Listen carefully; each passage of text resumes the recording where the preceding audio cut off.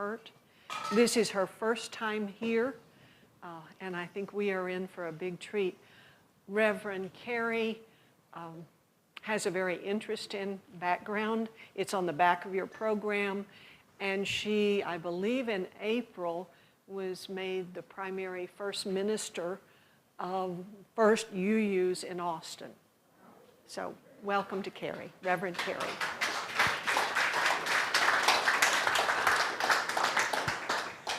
Thank you, and I'm gonna just do a little fact checking because I don't want to mislead anyone.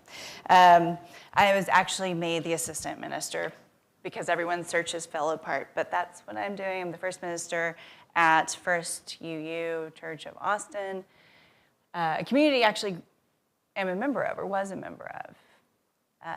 And I love to be with UUs. I love to be with y'all. This morning I love to get to know UUs because for a long time, I didn't know you people existed at all. I left my fundamentalist religion when I was 17. It's a dramatic story if you ever want to hear it. And then I spent many a Sunday morning sleeping in. I did not have a single time where I had to calculate an annual pledge. I had no idea what a congregational meeting was. And then I did find you people.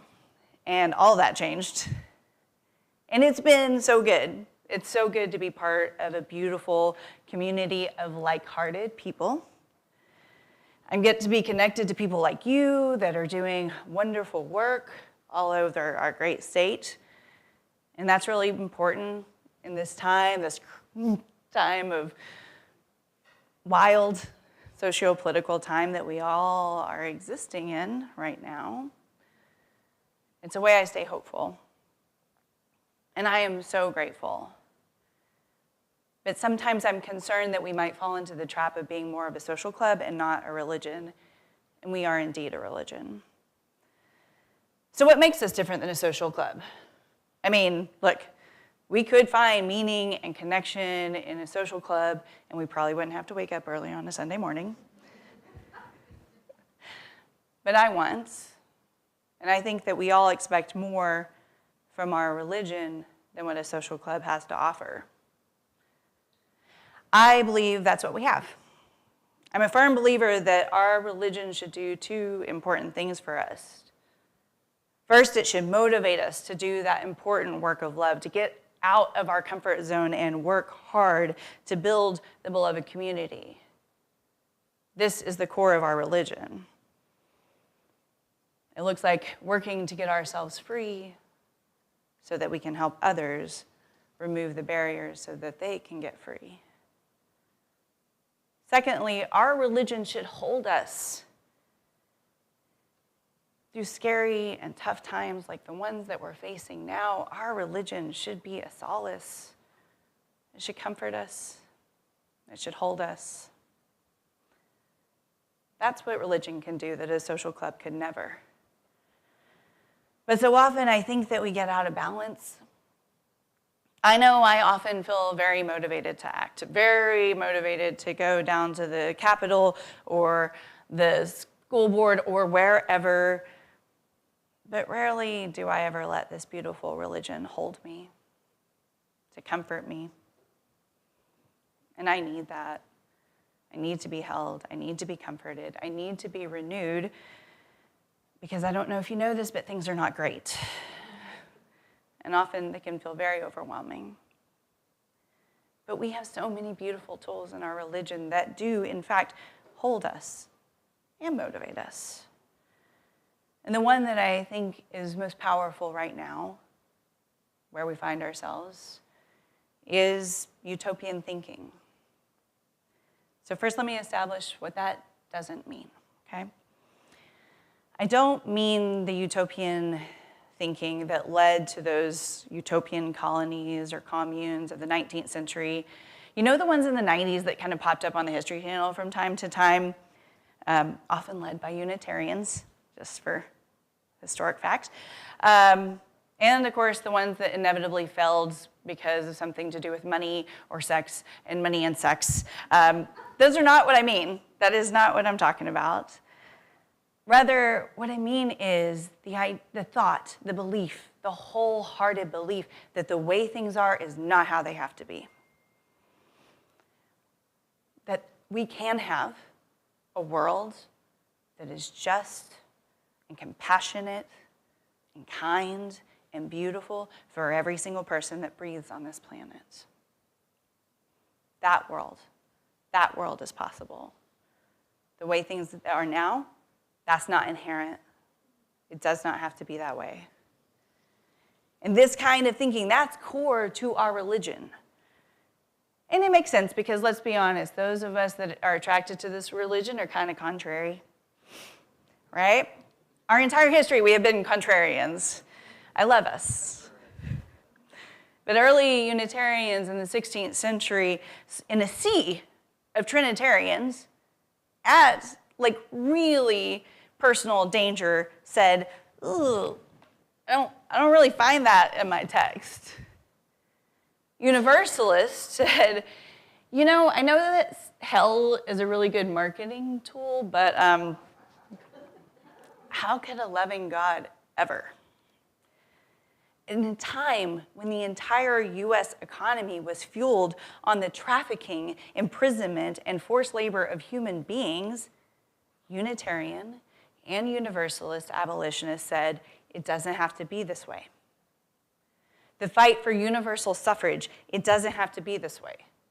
The fight against Jim Crow, it does not have to be this way. The fight for queer rights, it does not have to be this way. When we speak about beloved community, when we talk about justice and our principles and our values, we are tapping into the core of utopian thinking, the core of our religion. The beloved community, where no one is starving or being murdered in Gaza, where no one is being disappeared by ICE, where no trans kid is being murdered, where no black man or black boy is having to bear the cost of anti-blackness, where no one is unhoused, no one is abused, no one is neglected, and no one is abandoned by society. That's utopian thinking, and it is the beautiful core of our religion. And I know that many would tell us that we are naive, or that we're being absurd. To them, I would say, try being a Unitarian Universalist in Texas. It is not naive to believe that things can be different. Rutger Bregman, a Dutch historian, said, "I've always believed in the power of utopian thinking. Every milestone of civilization, the end of slavery, the creation of democracy, the attainment of equal rights, those were all utopian fantasies once until they happened." That's why I think that history is actually the most subversive discipline of all the social sciences, because history shows us that things can be different. They don't have to be this way. We can change them. We can change them. If that's not the heart of our religion, then I don't know what is. And it allows us a different way of looking at time, at our purpose, at our actions, because it places us in this larger scheme of time. For example, when it comes to social justice, we know, especially being in Texas, especially y'all in this very conservative district, we're mostly planting seeds that for a forest we're never going to see. But when we do that work, when we build the beloved community, even if we're not going to see it, even if we are not the one who bear the stakes of the bad legislation, we're bringing some of that utopian thinking down into the lives of people in the here and now. They know they're not abandoned. They know that someone is thinking about them. They know that someone is loving them and fighting for them. When we go down to witness at the border, when we go down to the Capitol, when we speak out against the disappearances and terror of ICE, when we make our churches opening and loving spaces for people who are targeted for oppression and marginalization, when we show up to anywhere power is being held and we tell them another world is possible. It doesn't have to be this way. We are bringing utopian thinking into the lives of those being harmed in the here and the now. And I believe that's powerful stuff. And I believe it's the core of who we are as people in a liberating faith.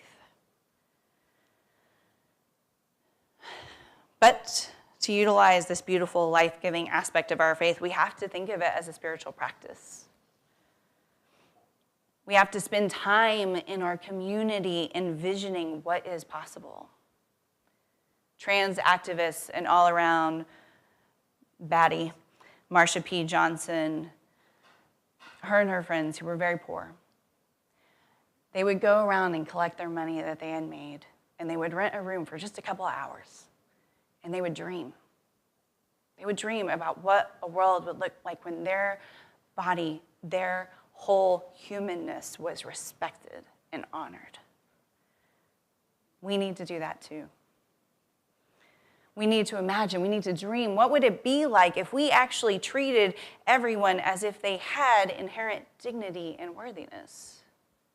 Every single one of us.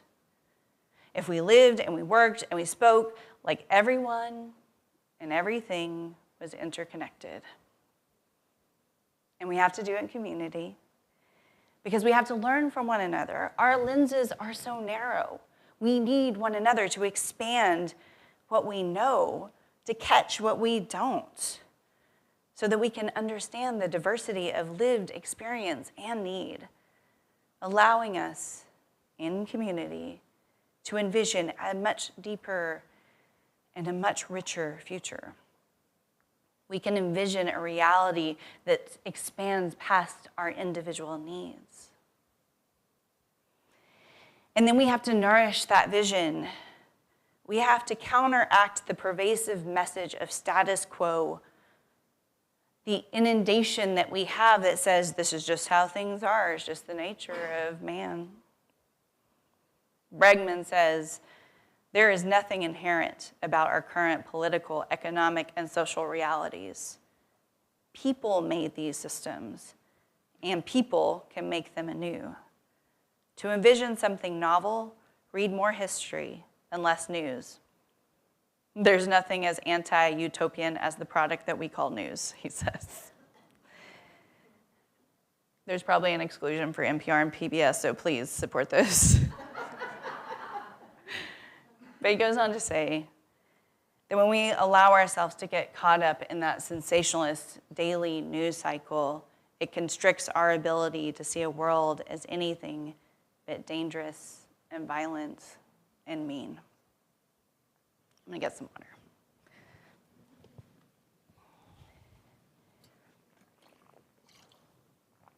So we have to nurture our vision. And we have to be intentional about it, right? We have to be intentional about where we place our focus. What are we actually doing to, combat that status quo message? What are we interacting with? What are we making? We know that art opens us up to all sorts of possibilities and different ways of seeing and experiencing the world. Are we reading poetry? Are we letting Amanda Gordon or Mary Oliver or Maya Angelou mirror our humanity while also inspiring our hope? Are we writing poetry? Are we funneling all of this angst and frustration, but also this one precious life onto the page? What music are you letting flow into you or flow out of you? What are you spending your time on? Where are you putting your focus? Nothing will help to pull me out of a Hobbesian notion of human nature being only nasty and brutish and short faster than a 5-year-old who asked me my third favorite dinosaur. It's Stegosaurus, for the record. Or the way that high schoolers are so passionate, how they believe in a more beautiful world, and they can so quickly see through things that we have just accepted as reality. It's not reality. It's just a product of what we created. Are we doom scrolling? Or are we intentionally being awakened to the beauty and the joy and the love and the people and the creatures all around us? Y'all, we're not going to nurture utopian thinking by living on a constant diet of status quo. It doesn't mean to be disconnected. It means to be smart about what we're taking in. And it means to feed our vision of something beautiful so that we're not burning out. And it's a spiritual practice because it takes intentionality and it takes discipline. We have to remember where we put our focus. And finally, we let utopian thinking nourish us so that we know what we're fighting for. Sometimes I think that it's really complicated when we just go and we fight and we fight and we fight and our lives are miserable and we have to stop and go, but wait, what are we actually fighting for? I'm so thankful for this one precious life that I have.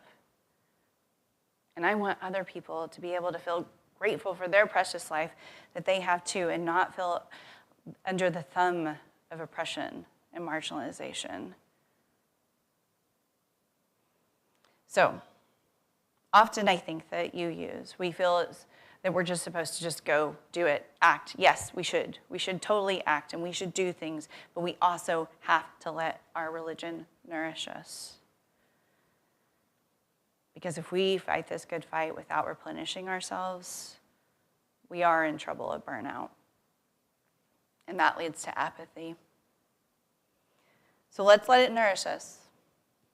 Let us nourish us in the way that it anchors us to hope. Let it nourish us in the way that it anchors us to the past and the present and the future, that whole arc of the moral universe. And in this way that we can stop seeing every election and every special section as the next apocalypse. Because we can see that fullness of the work. We can see the ways our actions are connected to the larger web that holds us all, from our ancestors to our descendants.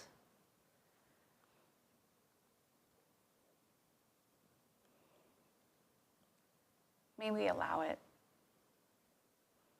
And may we know that we're doing it because we believe in something more beautiful and more just and more kind. And we can create it because we are the ones that have control. But it's just going to take some time. And we're going to have to be really steady and really disciplined about how we get there. We cannot burn out. There's too much at stake. There are too many people hurting. And there's just too much risk. So let us hold on to that core of Unitarian Universalists that says the way it is not the way it has to be. We join together because that is the core of who we are. And may it always be so.